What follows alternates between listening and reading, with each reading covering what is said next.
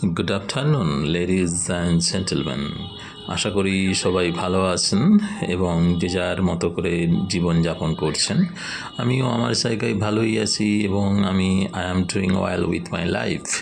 তো by the way, আজকে বুধবার, আমার টিউশন পড়ানো ছিল, একটা টিউশন পড়ানো হয়ে গেছে, সেই ফাঁকে তারপর আমি এই জায়গাটায় এসে বসে আছি। আর প্রচণ্ড খিদেও পেয়েছিল, তাই দোকান থেকে চপ মুড়ি নিয়ে এইখানটায় বসে বসে খাচ্ছি আর বিভিন্ন জিনিস দেখতেছি। আর সত্যি কথা বলতে, তোমরাও তো দেখতে পাচ্ছ আজকের প্রাকৃতিক দৃশ্য, প্রাকৃতিক অবস্থাটা সত্যি অতুলনীয়। সামান্য বৃষ্টি হয়ে গেছে, আকাশ পুরো পরিষ্কার ঝকঝকে তকতকে নীল, আর মাঝে মাঝে সাদা মেঘ, সবুজ গাছপালা। উফ, সত্যি ইট ইজ এক্সেলেন্ট।